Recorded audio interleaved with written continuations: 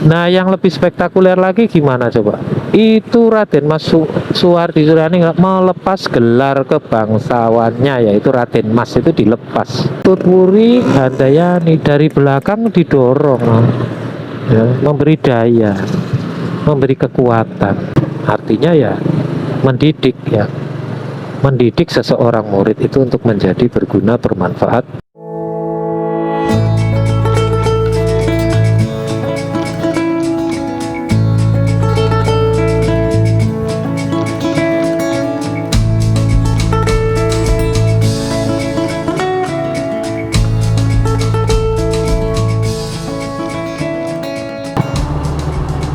Selamat datang lagi sobatku, saudaraku, sahabatku di channel ini, channelnya Jalan-Jalan Kita Bersama ya.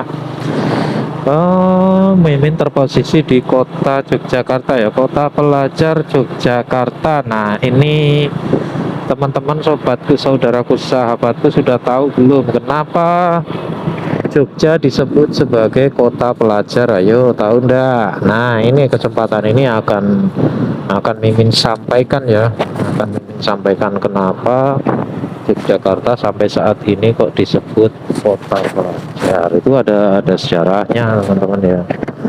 Ya paling tidak ada hubungan dari historis zaman dulu ya.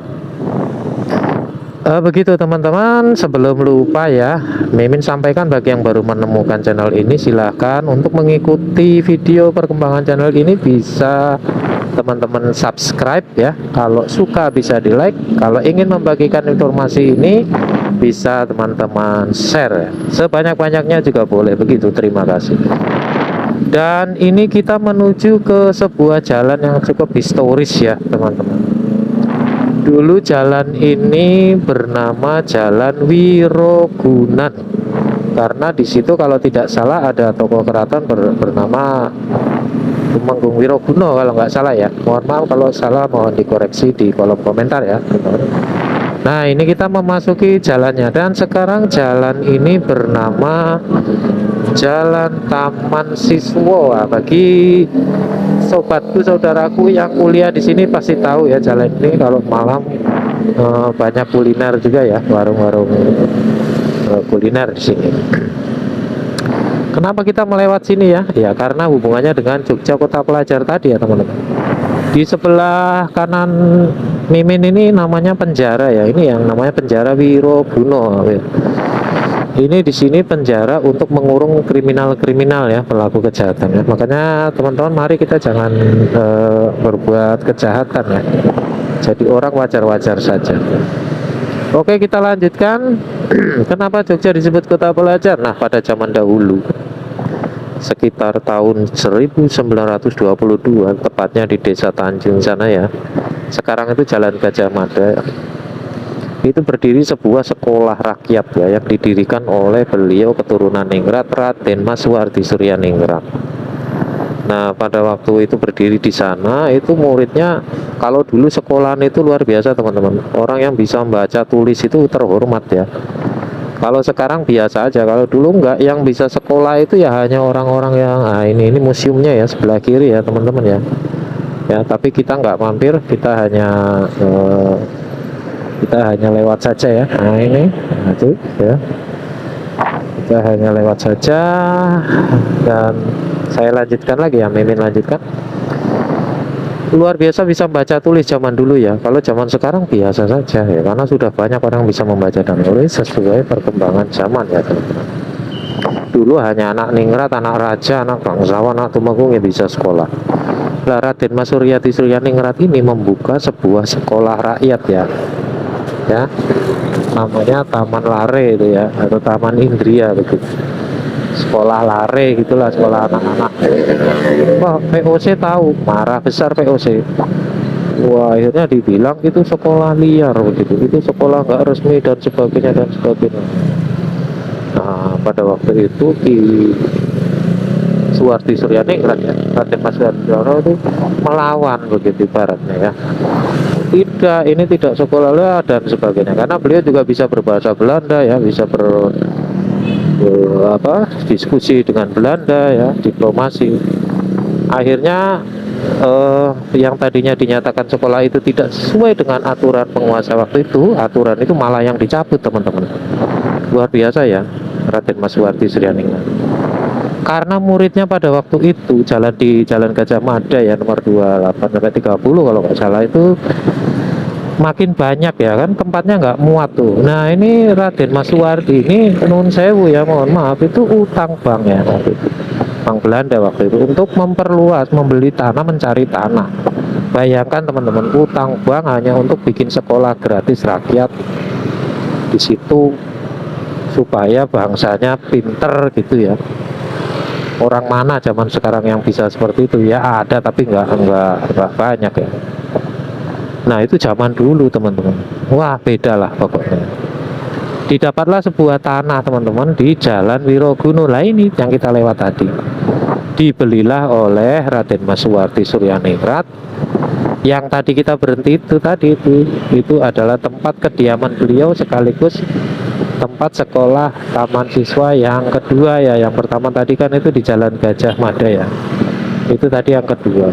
Nah di situ kalau teman-teman berkunjung ke Jogja bisa berkunjung ke situ supaya tahu ya, kenapa Jogja disebut kota pelajar, kotanya pendidikan ya, karena itu ada historinya dari Raden Masuwardi Suryaningrat.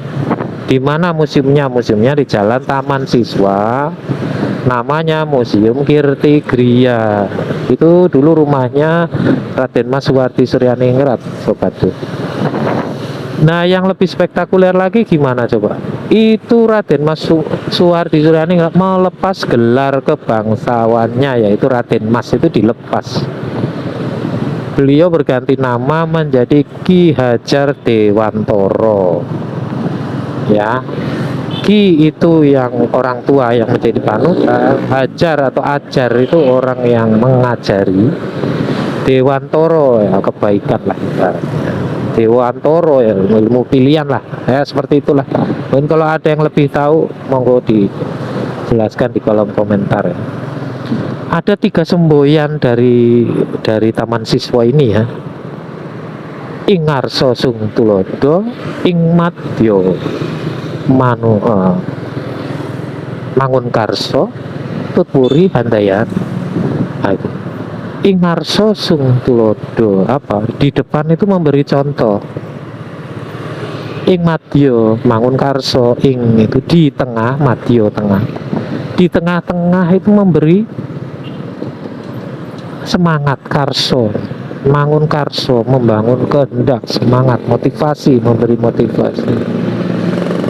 Tutpuri handayani, dari belakang didorong ya, memberi daya, memberi kekuatan. Nah kalau kita terjemahkan secara mungkin lebih mudah ya, di depan bisa memberi contoh, di tengah-tengah sembari memberikan motivasi, kemudian mendorong dengan kekuatan dari belakang.